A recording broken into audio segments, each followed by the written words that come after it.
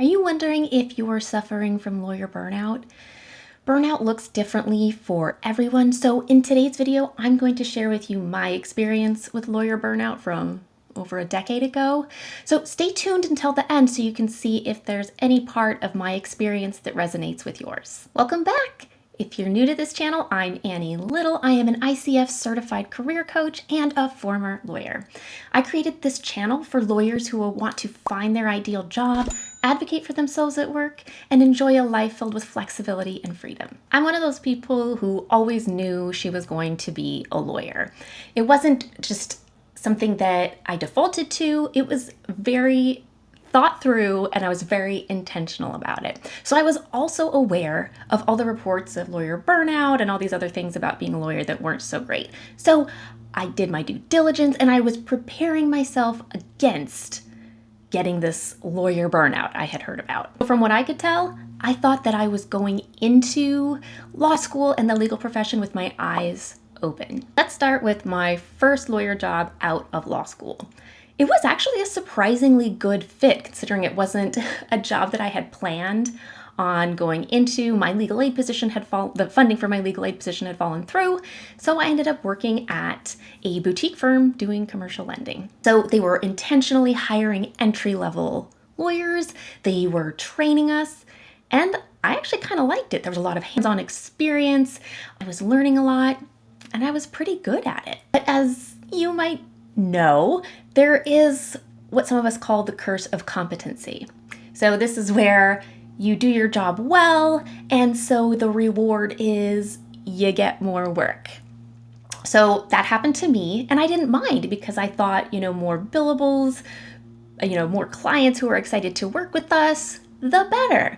But anytime I would talk to the partners, like at my reviews, and they would say all these wonderful things about me, and I would say, okay, so what does this look like for me in terms of a raise or moving up to partnership, all of these things. And that's when things would start to get kind of dodgy. And so it only took a few months of this sort of dynamic to be reinforced with me, and I started to feel now what I know as burnout. And for me, this looked like I was oversleeping on work days. I would drive into the office robotically. Honestly, a lot of times it felt like I was sleeping with my eyes open while I was driving, which is not great. Then I'd muscle through a few hours of work before going out for my lunch break at a local mall and engaging in some retail therapy. And I just want to clarify that this was at a boutique firm. I was not working in big law, and they did not have ridiculous billable requirements or ridiculous face time requirements. So I was generally there like 9:30 to 5:30, but as soon as I would leave, I would get home, I would just collapse onto the couch with like a bag of Doritos and my dog while I watched some Real Housewives of wherever. So what really began to scare me was when I was waking up in the middle of the night crying, like hard. And it was because I couldn't imagine this being my career for the next, 20, 30 years, whatever it took until I got to retirement. I was like, this can't be it. And with that, I realized I needed some kind of change. And then, almost like magic, I had a headhunter contact me during the Great Recession, no less, about going to a different boutique firm, this time in real estate and finance. And I thought, okay, so maybe it's not the practice of law that's the problem. Maybe it's just I need this new position at a new place, and that's going to be the answer to my boredom and my frustration. Nope. I was bored and frustrated at my new job within a matter of months. So there I was, feeling frustrated about feeling frustrated still, and so confused because I thought that I had done everything right to avoid lawyer burnout. Now, part of the problem was, or is, the outdated law firm model, which is a different topic for a different video. Check that out later.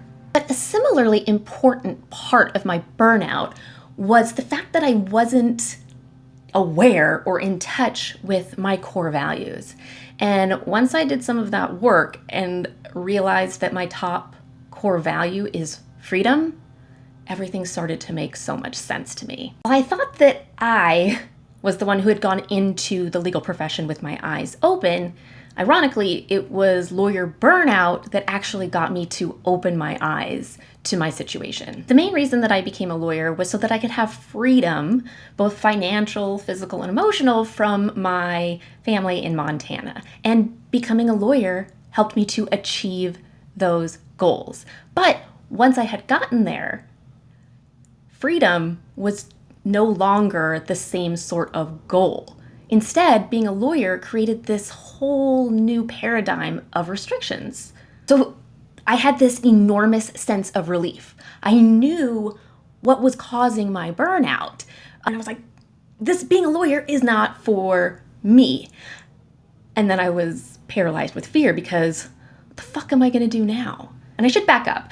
I don't think, in fact, I know that I didn't realize that the legal profession was a bad fit for me right away. So because I was so afraid of what it meant for me to realize that freedom was feeling very restrictive, what I thought was freedom was feeling very restrictive, is I thought, okay, so what should I do?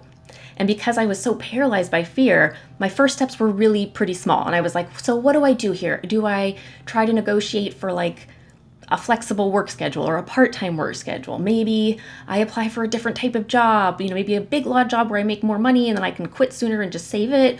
Or maybe I go and try to become like a college admissions counselor because I worked in college admissions when I was a student. And, I just didn't know what to do. And it wasn't until I had been, digging through all of this stuff in my mind that I even considered that leaving law might be the right option for me. So of course, you know which route I ended up taking. I ended up leaving law. But that is not the outcome for most of the people that I work with. And it may not be the solution to your lawyer burnout either.